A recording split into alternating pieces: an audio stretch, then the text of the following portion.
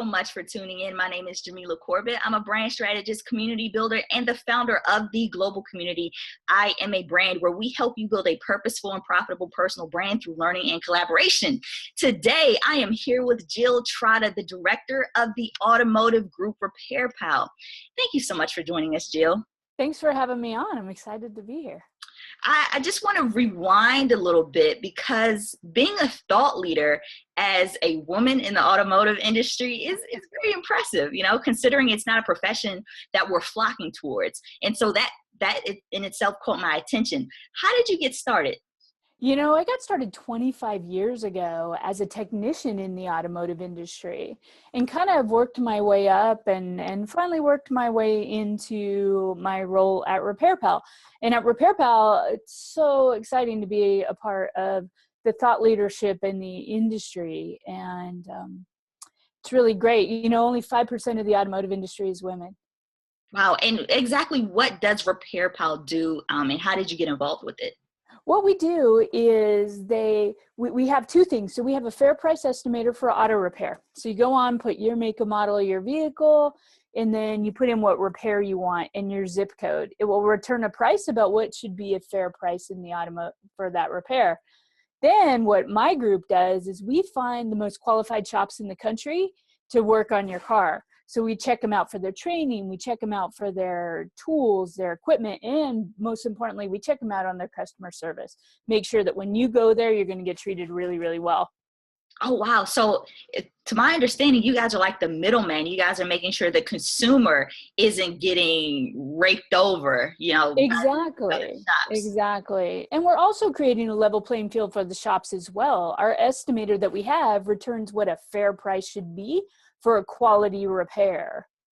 Oh, that's kind of cool. So What have you done specifically to build your authority within the automotive industry? What I've done is I have done a lot of social media. I put like my Facebook, I have Repair Pal Jill, I have it on Twitter and I have it on Facebook. And I put up a lot of things. So if I'm at industry events, I put up pictures and talk about what's going on there. I take pictures with people in the industry. I put a lot of personal stuff up there too. So that way I have a big following on my Facebook and on my Twitter. So that way when people come onto my page, they know a lot about me. So it actually creates a place to be able to start a conversation. They come and they ask me about my cat. They ask me about my son. They ask me about road trips. Like I go on these like sweeps around the country and I call them my Repair Pal road trip. So they'll ask me about my latest road trip and what I did, what I've done. It creates a place where it's a common ground that we can start a conversation, and a lot of really good conversations and business partnerships have started there and personal relationships have started there. So people have a sense that they know a lot of things about me.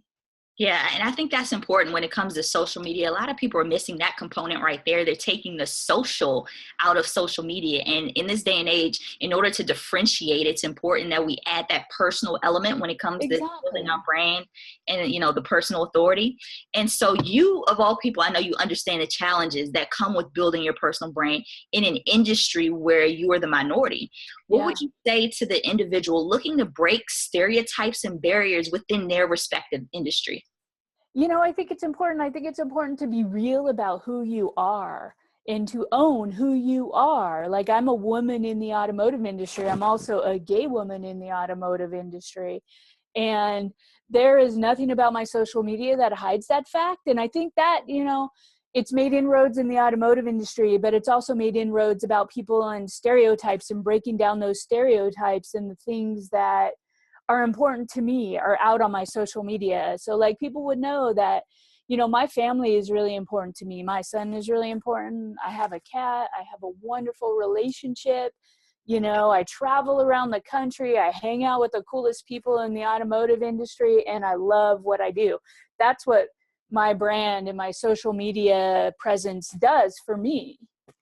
Yeah. And I think I of all people know, because I've built my brand on being unapologetically me. And what Mm-hmm. you'll find is, and I'm sure you find this too, is when you're just yourself, when you're authentic, when you're real, you're transparent, people, they don't care about all the other stuff. They're like, oh, I love your personality.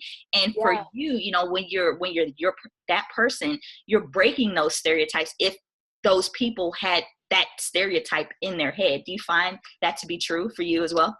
Absolutely, absolutely. You know, at Repair Pal, our brand is all about trust and transparency, and I've been able to turn that and flip it in my personal brand and my connection with the company. It's like I, you know, work really hard to be a trustworthy voice and transparent and talk about problems in the industry and the problems between consumers and, you know, auto shops, and try to create a bridge and a trustful, you know, in a place of trust and transparency within the industry, not only in my personal life, but like in how I interact professionally.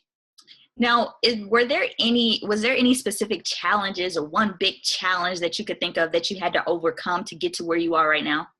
You know, I think it's the challenge of a lot of people are afraid of putting too much information out there on social media.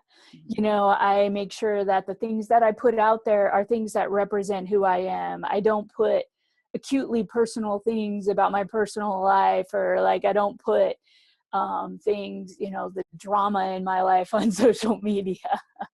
You know, and I have really on my social media, I've made different groups. So I post different things for different groups, the different, you know, that people would care about. The people in the automotive industry, I'll post a lot of automotive. They know, you know, where I'm at. And, you know, I've used a lot of Facebook Live lately to talk about, you know, my journey and what's important to me and reflecting on the year and all those kind of things.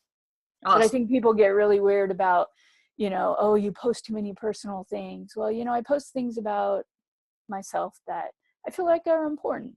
Yeah, that people can connect with. And that's what Yeah, branding is about. exactly. It's about creating emotional connections and experiences for people so they buy into your personal brand. So I totally, Exactly. And it makes it easier when you go somewhere, and then when I meet with partners and they've seen me on social media and I may have never met them in they person, feel like they know you, but right? they feel like they know me. And you know, they do know things about me. Hmm. And they do have a basis. It creates like a groundwork to start a relationship. So Yes. that's already built. So then you're kind of one step ahead when you get there and you actually meet with someone. Exactly. So as we wrap this thing up, where can people find you and connect with you on social media? You can find me at on Facebook at repairpal.com or at repairpaljill. You can find me on Twitter at repairpaljill. You know, my personal Facebook is fairly open at Jill Trotta. You know, it's kind of just all out there. You Google me, you can find me and connect, you know, connect with me. There we go. Thank you so much for joining us, Jill. All right. Thank you. It was great.